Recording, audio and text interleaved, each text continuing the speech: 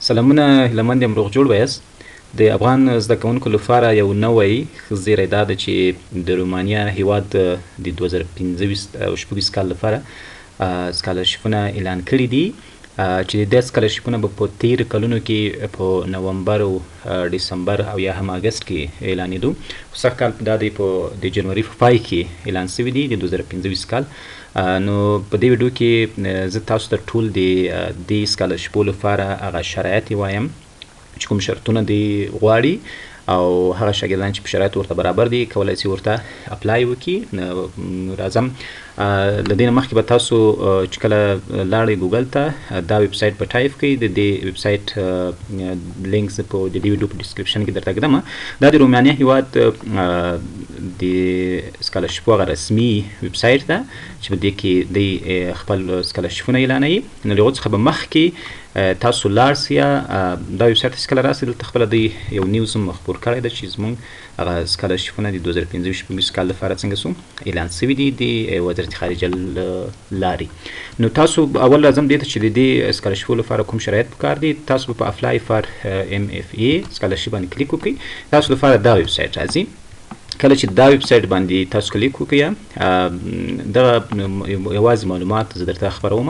نو دلته هم لیکلي دي چې دغه سکالرشپونه د وزارت خارجه لخوا د نن د اروپایي اتحادیې هیوادونو یا اوسیدونکو لپاره څنګه شوي دي اعلان شوي دي.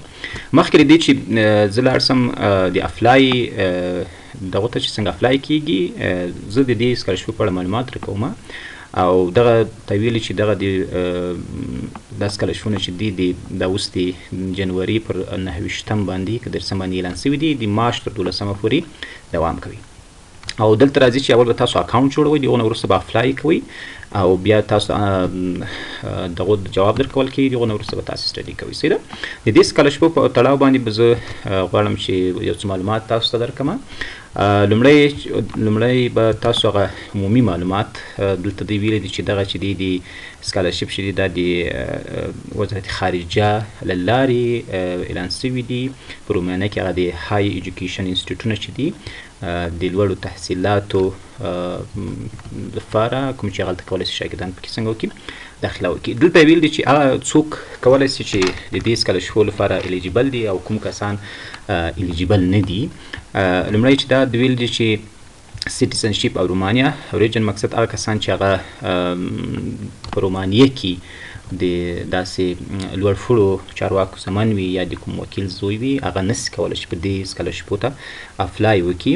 او بل هغه کسان چې هغه د پناهندګي لپاره دی درخواست وړاندې کړی وي، غوښتنه یې کړې وي چې زه غواړم په رومانیا کې پناه واخلم، هغه کسان هم نسي کولی چې دې سکالرشپو ته اپلای وکړي.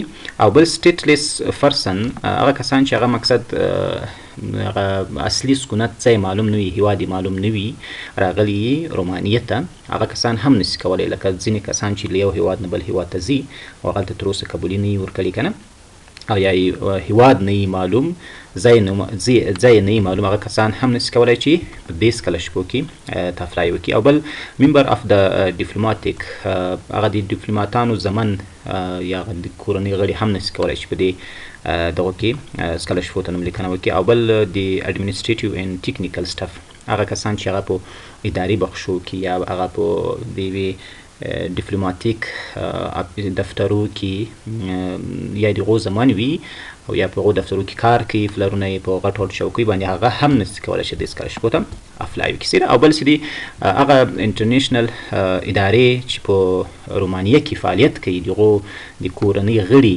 هم نسي کولی، یا که هغلته په رومانیه کې اوسیږي او دا انټرنیشنل مؤسسې یا ادارې هغلته کار کوي، د هغو هغه خپل ممبر یا خپلوان هم نسي کولی چې د سکالرشپو ته اپلای وکړي.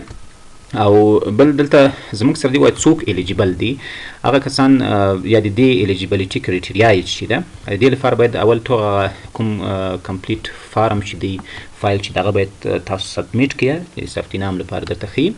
او پریزنت سټډي ډاکومنت هغه تحصیلي اسناد باید تاسو ولري، کوم تاسو د لیسانس لپاره ثبت نام کوئ، که د ماستري لپاره، که د پی ایچ ډي لپاره. اما دا سکالرشپونه د لیسانس او ماستري او د ډاکټرا یا پی ایچ ډي لپاره دي سیده. او د کوم د نوملیکنې هغه قوانین چې دي دغو سره باید سم تاسو ثبت نام وکړئ، په کوم تاریخ چې دغه ډاکومنت وایي دا سکالرشپونه اعلان سوي دي او تر کوم تاریخه پورې اخري ډیډلاین ده، باید دغه مطابق تاسو څنګه وکړئ، دغه قوانین مطابق باید نوملیکنه وکړئ، تاسو بیا ورته الیجیبل. داسې نه کېږي چې منه دا سکالرشپونه د مارچ په 12 خلاصېږي او تاسو بیا د مارچ په 20 باندې اپلای وکړئ، هغه وایي موږ لپاره الیجیبل نه دي سیده. بل نقطه دلته کړې دي، وایي تاسو باید دغه ایجوکیشن بخش کې یو ښه درجه ولري، مقصد یو ښه ریزلټ مو باید درلودلی وي. معنا که چېرته تاسو مکتب نه فارغ سوي په ښه درجه باندې فارغ سوي یاست، یا له پوهنتون څخه که نه فارغ سوي یاست ماستري ته اپلای کوئ، یا مکتب نه فارغ سوي یاست لیسانس ته اپلای کوئ، باید یو ښه درجه ولري، یو ښې نمرې باندې ولري سیده. بل د اپلیکیشن هغه د سبمیټ میتودولوژي سره سم باید وکړي، سره کوم چې دوی راهنمایي درته کړې ده هغه رقم باید تاسو مخته لاړ سئ او هغه قوانین باید مراعات کړئ سیده. او دلته یو نکته بله ذکر کړې ده، وایي پلیز نوٹ دیټ سکالرشپ آر ناٹ اواردډ in the field. وای دغسې دی د میډیسن یا موږ ورته وایي ام ډي ورته وایي، او د ډینټل میډیسن معنا د غاښو ډاکټري ورته وایي، او د فارمسي لپاره نه لري. دې بخشو کې دی دا سکالرشپونه نه ورکوي، د 3 بخشونه بغیر په نور بخشو کې ستاسې ده.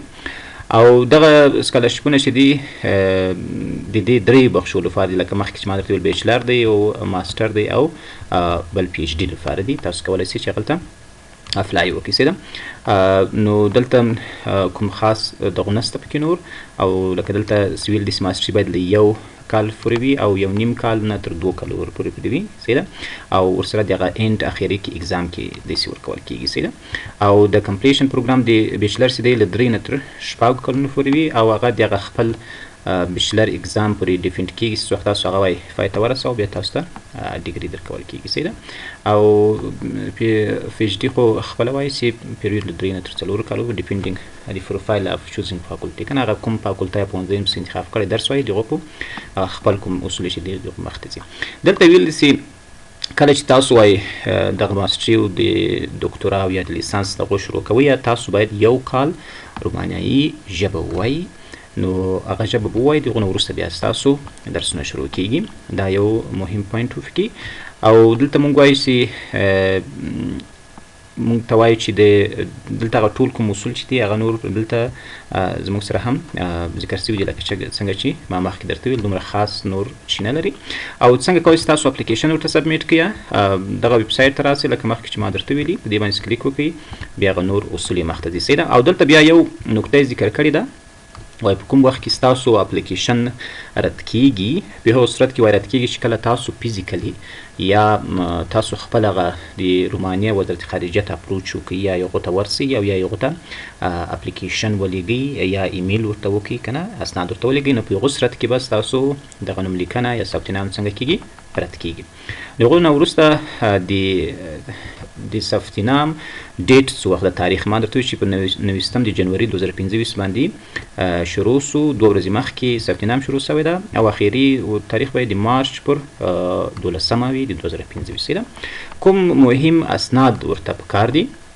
دغه نه مخکې تاسو باید د خپل تحصیلي اسنادو دغه وي در سره وي، ټول که د ماستري لپاره اپلای کوئ که د لیسانس لپاره، او هغه باید په انګلیسي ژبه وي یا په فرانسوي، خو عموما په افغانستان کې یا په پښتو دري او یا په انګلیسي باندې سیده.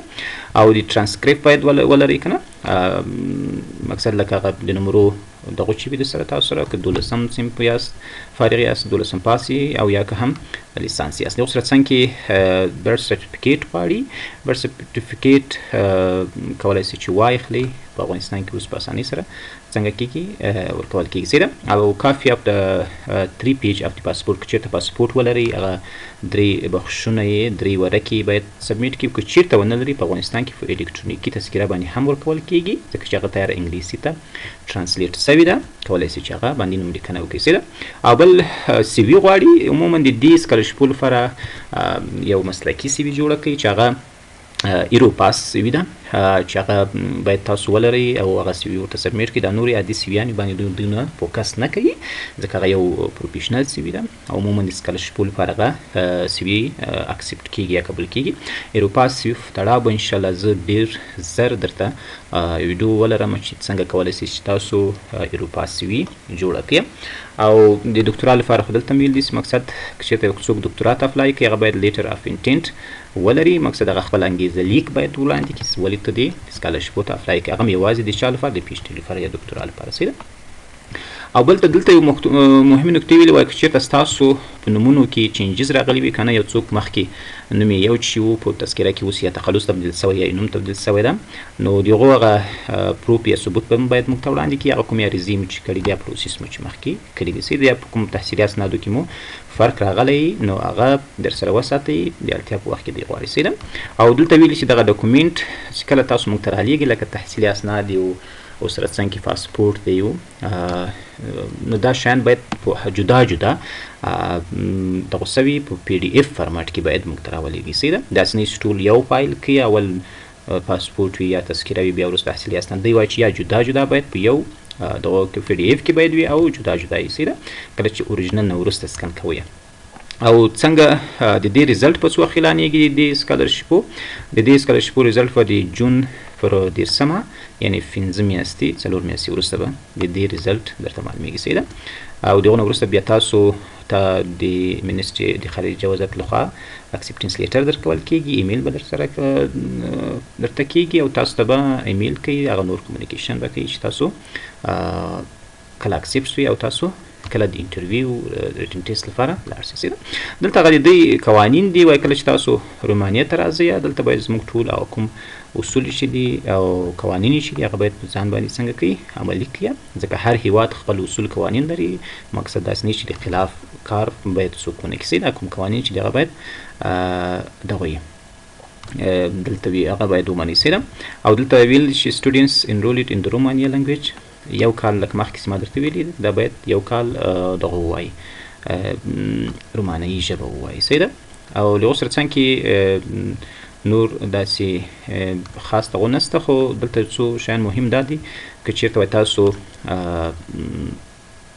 زیاتره پوهنتونو درسونه چې دي د اکتوبر په اوله شروع کیږي خو هغه کوم پوهنتونونو یا سیمو ته چې اړتیا ده لکه په افغانستان کې هم داسې لکه په پکتیا خوست د ولایتو کې په پوهنتون په یو فصل کې شروع کیږي ننګرهار په بل او کندهار او هرات او دا په نورو دغو کې شروع کیږي فصلو کې یا په نورو سیشن کې شروع کیږي موسمو کې شروع کیږي دا هم داسې ده خو عموما وایو درسونه د اکتوبر په اول شروع کیږي خو نسبتا هغه نظر د پوهنتونو دغو ته پالیسي ته حالاتو ته بیا تاسو ته ایمیل کیږي صحیح ده. دلته وایي چې تاسو ټول هغه مالي کوم خرچه چې راځي هغه په ځان اخیستل کیږي ستاسو هغه د اوسېدو فیس درکول کیږي کوم مالي حساب مو چې دی اکوموډیشن د اوسېدو ځای چې دی هغه ټول تاسو ته څنګه کیږي درکول کیږي صحیح ده. او منتلي یو څه پیسې هم درکول کیږي نو هغه هم د دې سکالرشپو لپاره یو امتیازات صحیح ده.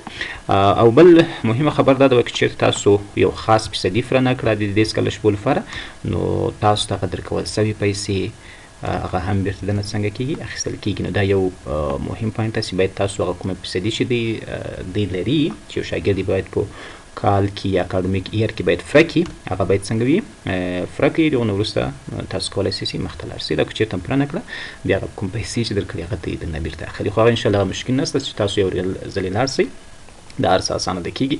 او له یو سره څنګ کې بیا هم دلته یو نور دغه یې کړی ده یو نوټیفیکیشن یې ورکړی ده وایي زموږ دغه ویب سایټ اپډیټ هر وخت چې کوئ کوم نوي معلومات وو نو هغه مونږ وایي د دې ویب سایټ لارې څنګه کوو شریکو له تاسو سره.